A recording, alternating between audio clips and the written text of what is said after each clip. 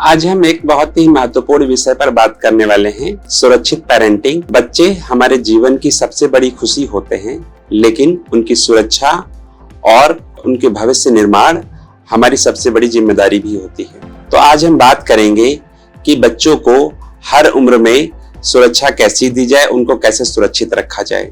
सबसे पहले बात करेंगे हम शिशु अवस्था की। ये सबसे नाजुक पल होते हैं। जब बच्चा पैदा होता है वो बहुत नाजुक होता है और पैदा होने के बाद बच्चे को हम लोगों में कुछ विशेष बातों का ख्याल रखना चाहिए। जैसे बच्चे को नहलाते समय इस बात का ध्यान रखना चाहिए कि उसे कभी टब में अकेला ना छोड़े, या उसको नहलाने के बाद तुरंत उसको कपड़े से पोंछ करके सुखाएं, क्योंकि ठंडक बच्चे के लिए नुकसानदायक होती है। दूसरा, बच्चे को दूध पिलाते समय इस बात का ध्यान रखें कि बच्चे को दूध पिलाने के बाद थपकी जरूर दिलाएं और उसको दूध पिलाने के तुरंत बाद न लिटाएं। नहीं तो ऐसे में कभी कभी बच्चे जब दूध पलटते हैं तो उसकी वजह से बच्चे दूध एस्पिरेट कर लेते हैं, जिससे उनको सांस की तकलीफ होती है और इस वजह से बच्चे गंभीर भी हो सकते हैं। तीसरा, बच्चे को सुलाना। बच्चे को हमें पीठ के बल सुलाना चाहिए, उसको पेट के बल नहीं सुलाना चाहिए। उसके जहां पर बच्चा सो रहा है किसी तरह का सॉफ्ट टॉय या तकिया, इस तरह की कोई चीज नहीं होनी चाहिए, क्योंकि इसकी वजह से कभी कभी बच्चे का नाक या मुंह बंद हो सकता है और बच्चे की अचानक मृत्यु हो सकती है, जिसको हम सडन इन्फेंट डेथ सिंड्रोम कहते हैं। इसलिए हमें इस बात का ख्याल रखना चाहिए, बच्चे को हमेशा पीठ के बल सुलाना चाहिए। चौथी बात यह है कि बच्चे से खेलते समय हमें प्रयास करना चाहिए कि उसे कभी बहुत जोर से झटका ना दें, कभी उसे हाथ पकड़ करके घुमाए नहीं, क्योंकि बच्चों के जॉइंट्स बहुत कमजोर होते हैं, बच्चे खुद भी बहुत नाजुक होते हैं। तो ऐसे में बच्चे के ब्रेन को क्षति हो सकती है, बच्चे के हाथ पैर उखड़ सकते हैं, उनका डिस्प्लेसमेंट हो सकता है जॉइंट्स का। तो ऐसे सिचुएशन को हम सेकेंड बेबी सिंड्रोम कहते हैं। तो इस बात का हमें ख्याल रखना चाहिए कि बच्चे की हमें प्रॉपर तरीके से देखभाल करनी चाहिए।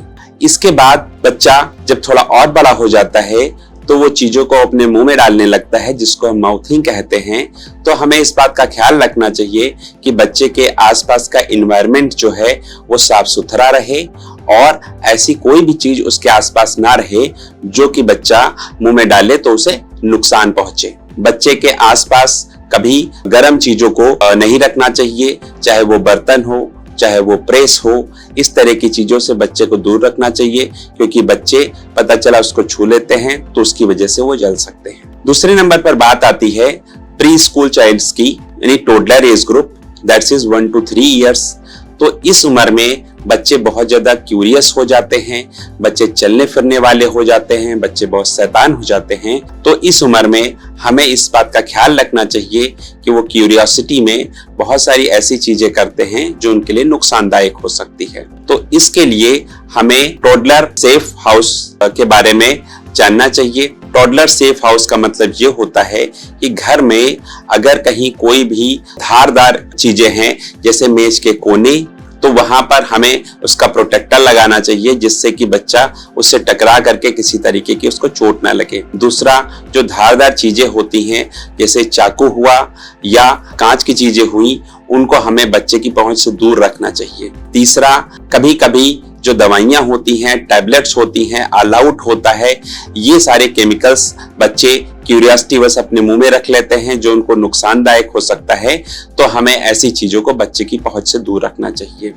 आजकल घरों में बिजली के जो आउटलेट्स होते हैं वहां पर कैपिंग की व्यवस्था आती है। ऐसे प्लग्स आते हैं जो अंदर से कैप्ड रहते हैं, तो हमें ऐसे प्लग्स का इस्तेमाल करना चाहिए जिनमें ऑटो कैप की व्यवस्था हो, क्योंकि बच्चे क्यूरियोसिटी बस कभी कभी उसमें उंगली या कोई ऐसी चीज डाल देते हैं जो बच्चे के लिए खतरा साबित हो सकती है। तो टोडलर एज ग्रुप में हमें घर के अंदर इन सब बातों का ख्याल रखना चाहिए। फिर बात आती है प्री स्कूल चाइल्ड्स की, दैट्स इज 3 to 6 year। ऐसे में बच्चे प्ले ग्रुप में जाने लगते हैं, घर के बाहर जाने लगते हैं। तो घर के बाहर जाते समय हमें सुरक्षित पेरेंटिंग के बारे में कुछ बातों का ध्यान रखना चाहिए। जैसे बच्चे को इस बात की जानकारी दें, वो सीखने वाला हो जाता है तो इस बात की जानकारी दें कि उसको कम से कम अपने माता पिता का नाम पता हो, मोबाइल नंबर पता हो और उसके अपने घर का पता हो। दूसरी बात यह है कि स्ट्रेंजर्स के बारे में उनको जानकारी देनी चाहिए कि अगर कोई अजनबी उन्हें किसी तरीके की कोई चीज देता है तो उसे मना करना है। बाहर के द्वारा किसी व्यक्ति द्वारा दी गई किसी चीज को न लेना है, न खाना है और पेरेंट्स को उसके बारे में जरूर बताना है।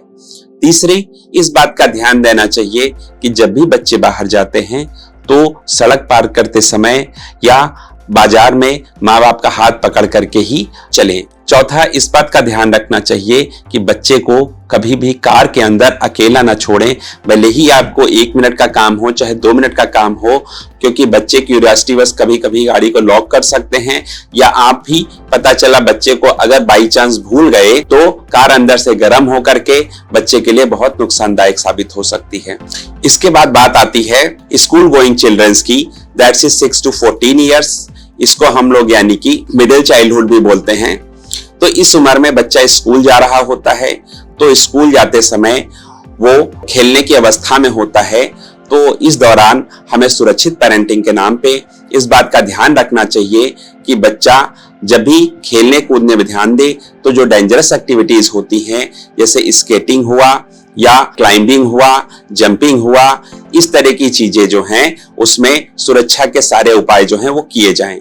दूसरी चीज ये है कि बच्चा जब भी खेलकूद के सामान यूज कर रहा हो तो वहां पर सुरक्षा की व्यवस्था के दृष्टिकोण से सारे इक्विपमेंट्स को प्रॉपर तरीके से जांच लेना चाहिए कि कोई ढीला ना हो, कि बच्चा पता चला उसका यूज कर रहा है और उसके खुलने की वजह से या उसमें किसी तरीके की तकनीकी खराबी की वजह से बच्चे को नुकसान हो जाए। तीसरी बात यह है कि स्कूल गोइंग बच्चे जो होते हैं वो ऐसी उम्र में होते हैं जब वो बाजार में या सड़क पे निकल रहे होते हैं, तो कभी भी उनको बाहर की चीजें खाने पीने से पहले इस बात का ध्यान रखना चाहिए कि उनके स्वास्थ्य के लिए क्या सही है और क्या सही नहीं है। माँ बाप को उनसे उस पर खुल के बात करनी चाहिए कि उन्हें किस तरीके से दूसरे से बिहेव करना है, खेलते कूदते समय किस बात का ध्यान रखना है, सड़क के नियमों का उनको पालन करना है, साइकिल से अगर जा रहे हैं तो उनको किस तरीके से सड़क पर आना जाना है या सड़क क्रॉस करना है। फिर बात आती है टीनेजर्स की।